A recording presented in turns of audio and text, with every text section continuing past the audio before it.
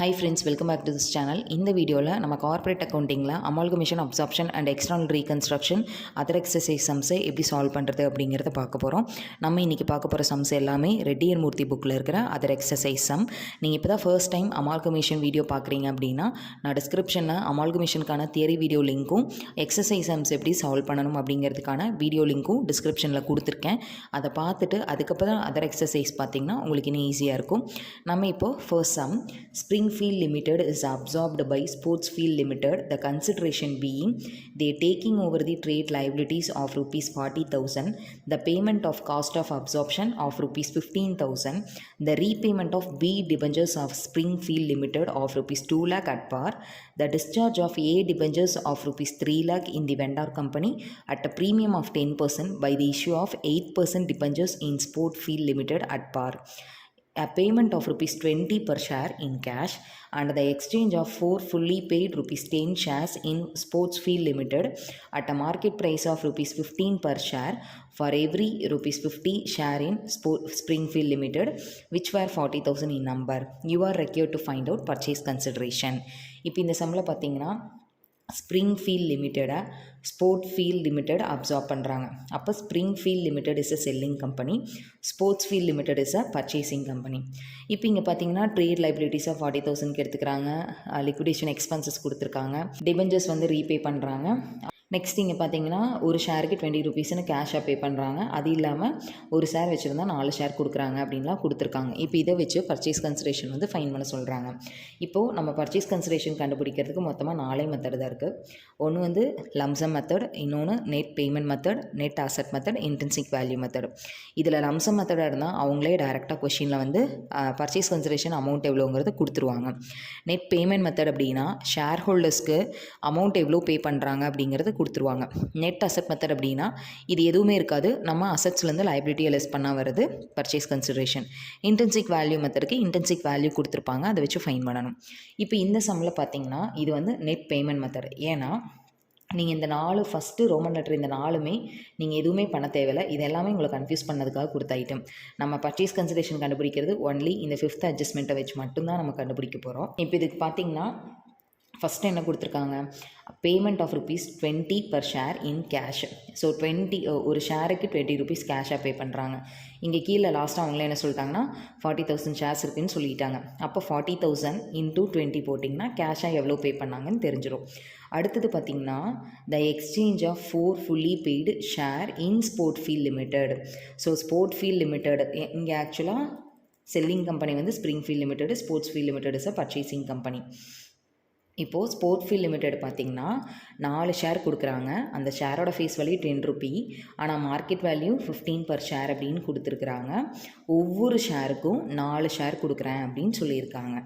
So அப்போ எப்படி போடணும்னா டோட்டலாக வந்து 40,000 ஷேர் இருக்குது, டிவைடட் பை ஒரு ஷேருக்கு 4 கொடுக்குறாங்க. எப்போவுமே மல்டிப்ளை பண்ணுறது வந்து எவ்வளோ ஷேர் கொடுக்குறாங்களோ அதை மல்டிப்ளை பண்ணணும். அதை மல்டிப்ளை பண்ணால் நம்மளுக்கு ஈஸியாக அண்டர்ஸ்டாண்ட் ஆகும். டோட்டலாக 40,000 ஷேர் இருக்குது, ஒரு ஷேர் வச்சுருந்தா எனக்கு 4 ஷேர் கொடுக்குறாங்க அப்படின்னு அர்த்தம். அப்போ 40,000 டிவைடட் பை 1 இன்ட்டு 4 போட்டிங்கன்னா டோட்டலாக 1,60,000 ஷேர்ஸு. அதோட ப்ரைஸ் எவ்வளோன்னு சொல்லிட்டாங்கன்னா 10 கொடுத்துருக்காங்க, 15 மார்க்கெட் ப்ரைஸ்னு கொடுத்துருக்காங்க. இந்த மாதிரி ரெண்டுமே கொடுக்குறப்ப நீங்கள் மார்க்கெட் ப்ரைஸ் தான் எடுத்துக்கணும். அப்போது 1,60,000 ஷேர்ஸ் இன்ட்டு 15 போட்டிங்கன்னா 24 lakh. அதே மாதிரி அமௌண்ட் பெய்டு இன் கேஷ்க்கு 40,000 ஷேர்ஸ் இன்ட்டு 20 ருபீஸ் போட்டிங்கன்னா 8 lakh.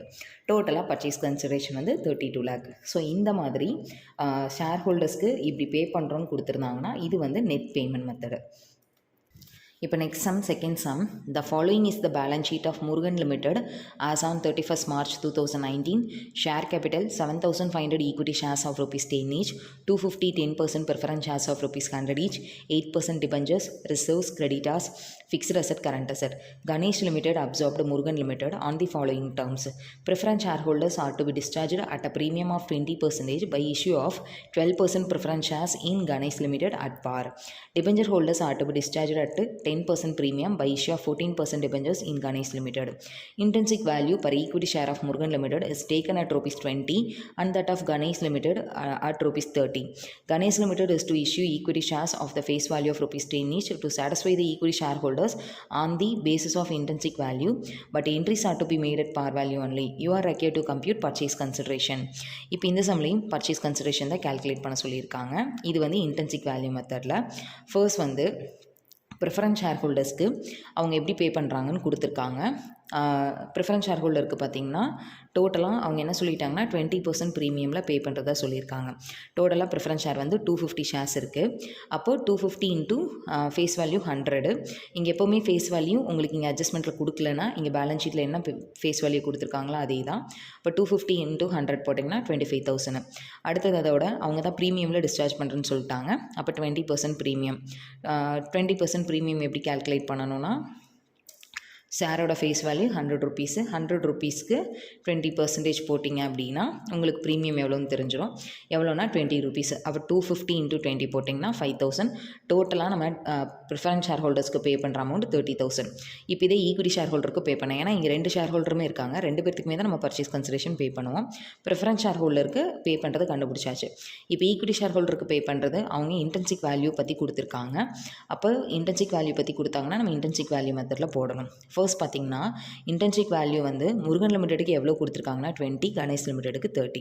இப்போ முருகன் லிமிடெடில் டோட்டலாக எவ்வளோ நம்பர் ஆஃப் ஷேர்ஸ் இருக்குன்னு பார்த்தீங்கன்னா ஈக்விட்டி ஷேர் வந்து 7,500.